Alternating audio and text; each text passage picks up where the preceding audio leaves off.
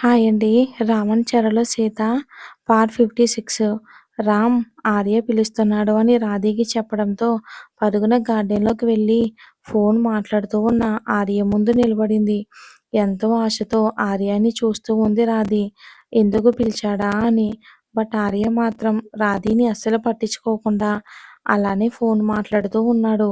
Phone మాట్లాడుతున్న ఆర్యని ఎంతో మురిపెంగా చూస్తూ బావా అని మెల్లిగా పిలుస్తుంది రాధి. ఫోన్లో బిజీగా ఉన్న ఆర్య ఆ పిలుపుకి రాధీని చూసి పక్కకి వెళ్ళి మాట్లాడుతూ ఉన్నాడు. బావా అని మళ్ళీ పిలిచింది రాధి. ఏంటే ఒకటే బావా బావా అంటున్నావు? నిన్ను అలా పిలవద్దు అని చెప్పిన తర్వాత కూడా అలా ఎందుకు పిలుస్తున్నావే? అయినా నీకు ఒకసారి చెప్తే అర్థం కాదానే? అని కోపంగా రాధీని చేదరింపుగా చూస్తూ అంటాడు ఆర్య. ఆ మాటకు ఒక్కసారిగా రాధికకు గుండె కలుక్కుమంది పాపం. కళ్ళల్లో నీళ్లు తిరిగాయి. అది కాదు బావా నువ్వు అని ఏదో చెప్తూ ఉంటే నోర్మి మళ్ళీ బావా బావా అని అంటావేంటి? ముందు నువ్వు ఇక్కడి నుంచి వెళ్ళు. అయినా ఇక్కడికెందుకొచ్చావే? అని కోపంగా అరుస్తాడు ఆర్య రాధి మీద. అంటే నువ్వు నన్ను పిలిచావేమో అనుకుని వచ్చాను అని జారిన కన్నీళ్లను తుడుచుకుంటూ అంటుంది రాధి. ఏంటి? నేను నిన్ను పిలవడమా? నెవర్. ముందు వెళ్ళు. నిన్ను పిలుస్తానని అస్సలు ఎక్స్‌పెక్ట్ చేయకు. తొందరగా వెళ్ళు ఇక్కడి నుంచి. నిన్ను చూస్తూ ఉంటేనే ఇరిటేటింగ్‌గా ఉంది. నాకు ఇంపార్టెంట్ వర్క్ ఉంది అని కోపంగా చెప్పగానే సారీ మళ్ళీ డిస్టర్బ్ చెయ్యను. మళ్ళీ మీ కంటికి కూడా కనిపించను. సారీ అని అక్కడి నుంచి వెళ్ళిపోయింది రాధి ఏడుస్తూ. ఇక డైరెక్ట్‌గా రూమ్‌లోకి వెళ్ళి పాపం బెడ్ మీద పడిపోయి ఎందుకు బావా నన్ను ఇలా ఎందుకు టార్చర్ చేస్తున్నావు? అసలు నేనంటే నీకెందుకు నచ్చదు? కానీ నన్ను ఒక పురుగులా చూస్తున్నావు చూడు. నేను అస్సలది తట్టుకోలేకపోతున్నాను బావా. ఇప్పటినుంచి అస్సలు నిన్ను చూడను. నీ ముందుకు కూడా రాను బావా. సారీ అని రాధిక మనసులోనే అనుకుని అలానే ఏడుస్తూ ఉండిపోయింది బాధగా. తన గుండెల్లో బాధ తీరేదాకా. ఇంకిక్కడ రాము కిచెన్ రూమ్‌లోకి వద్దామా అని తనకి ఇంచి గ్యాప్‌లో ఉన్న రామ్‌ని చూసి ఒక్కసారిగా జర్చుకుని మళ్ళీ వెనక్కి తిరిగి నిలబడింది సీత. ఏంటి బేబీ అసలు నాతో మాట్లాడడం కూడా లేదు. మార్నింగ్ జరిగిన దానికి ఫీలయ్యావా? అని సీత మెడవంపుల్లో తలని పెట్టి అంటాడు రామ్. అయినా సరే సీత ఏం మాట్లాడకుండా అలానే సైలెంట్‌గా ఉంది. ఏంటి సీత ఏం మాట్లాడవు? అయినా కోపం ఉంటే నన్ను కొట్టు, తిట్టు. ఇలా మాట్లాడకుండా ఉండకే. నాకేదోలా ఉంది. ప్లీజ్ అని సీతని వెనక నుంచి గట్టిగా హత్తుకుని అంటాడు రామ్. మనవడా కొంచెం చుట్టూ ఎవరున్నారో చూసుకోరా అని వెనక నుంచి వాయిస్ వినిపించింది. ఒక్కసారిగా వెనక్కి తిరిగి చూస్తాడు రామ్. సావిత్రమ్మ గారు వాటర్ కోసం కిచెన్ రూమ్‌లోకి వచ్చారు. కానీ వీళ్ళ మాటలు విని ముసిముసిగా నవ్వుకుంటూ అలా అన్నారు. అది అమ్మమ్మ అది ఏం లేదు అని మెల్లిగా అక్కడి నుంచి జారుకుంటాడు రామ్. బట్ సీత వెనక్కి తిరగలేక సిగ్గుతో అలానే తలదించుకొని ఉంది. రాము వెళ్ళిపోయాక సావిత్రమ్మ గారు నవ్వుతూ ఎందుకు మనవరాలా సిగ్గు? మీరే కాదు ఎవ్వరైనా ఇంతే. ఇంకా చెప్పాలి అంటే మీ తాత నేను కూడా ఇంతే. నువ్వేమీ ఇబ్బంది పడకు అని చెప్పి అక్కడి నుండి ముసిముసిగా నవ్వుకుంటూ వెళ్ళిపోయారు ఆవిడ. ఈయనెప్పుడు ఇంతే. ఏం వచ్చినా తట్టుకోలేము. అయినా కిచెన్ రూమ్‌లో అలా చేస్తారా ఏంటి? ఈయన పని తర్వాత చెప్తాను అని రామ్‌ని సీత కోపంగా తిట్టుకుంటూ ఇక వంట కూడా పూర్తవడంతో ఫ్రెష్ అవ్వడానికి రూమ్‌లోకి వెళ్ళింది సీత. ఇంకలా రూమ్‌లోకి వెళ్ళగానే శృతి ల్యాప్‌టాప్‌లో ఏదో వర్క్ చేస్తూ ఉంది. ఏంటి శృతి నువ్వొక్కదానివే ఇక్కడేం చేస్తున్నావు? అయినా ల్యాప్‌టాప్‌లో ఏం చేస్తున్నావు? అని తన పక్కన కూర్చొని అడుగుతుంది సీత. ఏం లేదు వదినా. అన్నయ్య ల్యాప్‌టాప్‌ని అప్‌డేట్‌లో పెట్టమని చెప్పాడు. అదే చేస్తున్నా. అవును వంటంతా కంప్లీట్ అయ్యిందా? హా! శృతి అయిపోయింది. ఇంక ఫ్రెష్ అయ్యి వెళ్ళడమే. సరే మరి నేను రూమ్‌కి వెళ్ళి ఫ్రెష్ అయ్యి వస్తాను. డిన్నర్ చేశాక మనం ఒక గేమ్ ఆడుకుందాం అని శృతి చెప్పి అక్కడి నుండి వెళ్ళిపోయింది. సీత నవ్వుతూ ఫ్రెష్ అయ్యి కిందకి వెళ్ళగా అందరూ తినడానికని లేచి డైనింగ్ హాల్ వైపుకి వెళ్తూ ఉన్నారు. అందరూ భోజనాలు చేసి గార్డెన్‌లో సెటిల్ అయ్యారు. ముచ్చట్లు పెడుతూ ఉన్నారు. ఇంక సత్య, సూర్యకి గ్రీన్ సిగ్నల్ రావటంతో వాళ్ళు ఈ లోకంతో పని లేనట్టు బాగా ముచ్చట్లు పెడుతూ ఉన్నారు. తన చిన్ననాటి విషయాలు కూడా చెప్పుకుంటూ ఇద్దరు చాలా సంతోషంగా ఉన్నారు.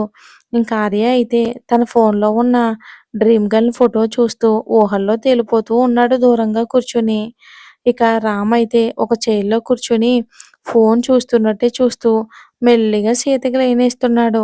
ఇలా ఎవరి పనుల్లో వాళ్ళు బిజీ అయిపోయారన్నమాట. బట్ సీత రామ్‌ని కొంచెం కూడా పట్టించుకోకుండా ముచ్చట్లో ఉంది.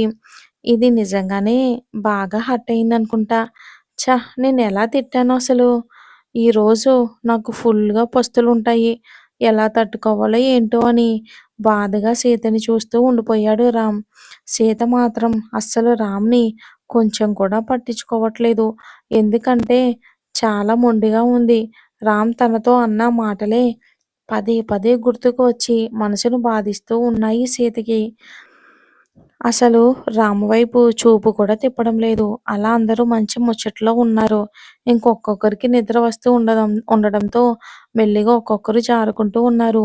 అలా శృతి, రాధి కూడా నైట్ టైమ్‌లో ఒకే రూమ్‌లో పడుకోవటం అలవాటు. అలా ఇద్దరు తన రూమ్‌కి వెళ్తూ ఉంటే సీత కూడా వాళ్ళతో పాటే వెళ్ళింది. "ఏంటొదినా ఈ రూమ్‌కొచ్చావు? మీ రూమ్‌లో పడుకోవడం లేదా?" అని అనుమానంగా అడుగుతుంది శృతి. "లేదు శృతి, నాకిక్కడే మీతో పాటు పడుకోవాలని ఉంది. మంచిగా ముచ్చట్లు పెడుతూ టైమ్ పాస్ చేయాలని ఉంది. అందుకే ఈరోజు ఇక్కడే పడుకుంటా." "అవునా! మరి అన్నయ్యకి చెప్పవా వదినా?" "ఆ! చెప్పాను గానీ ఇం ఇంక నాకు నిద్రొస్తుంది. పడుకుంటాను. గుడ్ నైట్" అని చెప్పేసింది. మరో మాటకు తావు లేకుండా గట్టిగా కళ్ళు మూసుకొని పడుకుని పోయింది సీత. "అదేంట్రా అది? వదిన మాట్లాడదామని మళ్ళీ నిద్రొస్తుందని పడుకుందేంటి?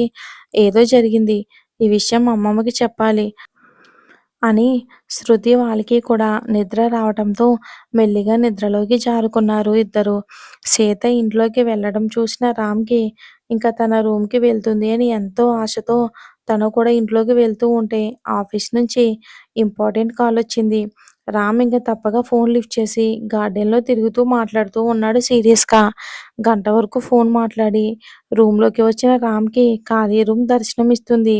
సీత రూమ్‌లో లేదేంటి? బాల్కనీలో ఉందా అని వెళ్లి చూడగా అక్కడ కూడా లేదు. అరే! సీత ఎక్కడికి వెళ్ళింది? అని బయటికి వచ్చి హాలు, కిచెన్ అంతా కూడా చూశాడు. బట్ సీత లేదు. అదేంటి సీత లేదు ఎక్కడికి వెళ్ళింది అని అనుకుంటూ ఉండగానే శృతి గుర్తుకు వచ్చి శృతి వాళ్ళ రూమ్‌లో ఉందా ఏంటి అనుకుంటూ శృతి రూమ్‌కి వెళ్లి డోర్ కొట్టేవాడు కాస్త ఆగిపోయాడు. మెల్లిగా కొంచెం డోర్ ఓపెన్ చేసి చూస్తాడు. సీత బెడ్ మీద పడుకుని ఉంది.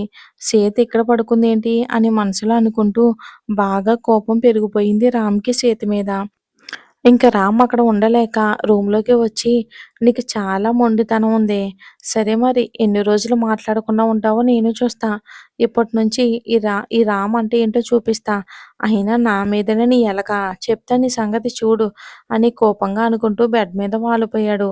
అలా 10 నిమిషాలు సీత మీద బాగా కోపంగా ఉన్నాడు.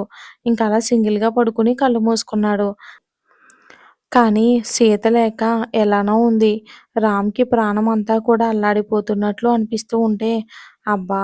ఏమెక్కేసావే! ఒక్క పూట నా దగ్గర పడుకోకుంటే నాకు నరకంలా ఉంది. ఏం చెయ్యాలే నిన్ను? ఎలా బ్రతిమలాడాలే? రావే రూమ్‌కి" అని రామ్‌కి గుండె ఆగిపోయేలా ఉంది. బంగారు అని సీత గురించి తలుచుకుంటూ అలానే ఉండిపోయాడు నిద్రలేక. ఇంకిక్కడ రూమ్‌లో పడుకున్న సీతకి రామ్ గురించి ఒకటే ఆలోచన. మనసంతా కూడా బాధగా ఉన్నా మార్నింగ్ రామన్న మాటలే పదే పదే గుర్తుకు రావడంతో మొండిగా అలానే రూమ్‌లోనే ఉండిపోయింది. అసలు కంటికి కునుకన్నదే లేదు. అలా నైట్ గడిచి మార్నింగ్ అయ్యింది. అందరూ లేచి ఎవరి పనుల్లో వాళ్ళు ఉండిపోయారు. సీత కూడా లేచి ఫ్రెష్ అయ్యి డైరెక్ట్‌గా కిచెన్ రూమ్‌లోకి వెళ్ళిపోయింది అందరికీ టీ ఇవ్వడానికి. ఇక రాత్రి నుంచి నిద్రలేని రామ్‌కి తలనొప్పి బాగా ఉండడంతో ఇంక పడుకోవాలి అని కూడా అనిపించక ఫ్రెష్ అయ్యి కిందకి వచ్చి సోఫాలో కూర్చొని ఉన్నాడు. కిచెన్ రూమ్ వైపు చూడగా దీనికి కిచెన్ రూమ్ ఉంటే చాలు ఇంకేం అవసరం లేదు. అందరికీ వండి పెట్టాలి అన్న ఆశ మాత్రం ఉంటుంది కానీ ఇది తినదు మళ్ళీ. మళ్ళీ దీనికి ఇంకొకరు తినిపించాలి అని గుట్టుగా సీతని తిట్టుకుంటూ ఉంటాడు రామ్. ఇక రామ్‌కి బాగా తలనొప్పిగా ఉండడంతో సోఫా వెనక్కి జారి కళ్ళు మూసుకొని ఉన్నాడు. కొంచెం సేపటికి తన చెవులకు ఎంతో వినసొంపుగా వినిపిస్తున్న గాజుల సౌండ్‌కి కళ్ళు తెరిచి చూస్తాడు రామ్. సోఫాలో కూర్చొని ఉన్న అందరికీ టీ ఇస్తూ వస్తుంది సీత ఒక్కొక్కరికి. మంచి టైంలో టీ తీసుకొచ్చావే. తలనొప్పి ఇక్కడ అని మనసులో అనుకుని సైలెంట్‌గా టీ కప్ తీసుకుని ఒక సిప్ వేశాడు అంతే. తల భారం అంతా కూడా ఒక్కసారిగా ఎగిరిపోయినట్టు అనిపించింది రామ్‌కి. అలానే కళ్ళు మూసుకుని ఉన్నాడు. అసలు వంటలు ఏమన్నా చేస్తుందా ఇది? దీని అందంలాగే దీని వంటలు కూడా ఒక రేంజ్‌లో ఉంటాయి. నేనైతే బాగా లక్కీ అని మనసులో అనుకుంటూ సీతని ఒక రేంజ్‌లో పొగిడేసుకుంటున్నాడు రామ్. సీత టీ అందరికీ ఇచ్చి కిచెన్ రూమ్‌లోకి వెళ్ళి టిఫిన్ ప్రిపరేషన్‌లో ఉంది. గ్రానీ నాకు బాగా తలనొప్పిగా ఉంది. హెడ్ మసాజ్ చేయవా గ్రానీ ప్లీజ్ అని మహాలక్ష్మి గారిని ముద్దుగా అడుగుతాడు రామ్. నీ పెళ్ళాం ఉండగా నేనెందుకు రామా? అయినా నీ పెళ్ళాంలా నేను చెయ్యలేనులే. తొందరగా మీ ఆవిడని అడుగు అని అంటారు కొంటిగా మహాలక్ష్మి గారు. ఏం చేస్తుంది గ్రాని? దానికి పొగరు బాగా ఎక్కువయింది. నా మాట వినడం లేదు నిన్నటి నుంచి. అయినా దానికి చెప్పి రూమ్‌లోకి పంపించు నువ్వే అని రూమ్‌లో ఉంటానని కన్నుగొట్టి చెప్పి అక్కడి నుంచి రూమ్‌కి వెళ్ళిపోతాడు రామ్. ఈ రామాకి భార్య అంటే ఎంత మురిపేమో అని అనుకుంటూ కిచెన్ రూమ్‌లోకి వెళ్ళి సీతని పిలిచింది. ఏంటమ్మమ్మ ఏమైనా కావాలా అని. మరి మరి ఏం జరుగుతుందో వచ్చే ఎపిసోడ్‌లో చూద్దాం. సీత వెళ్తుందో లేదో. Thanks for watching.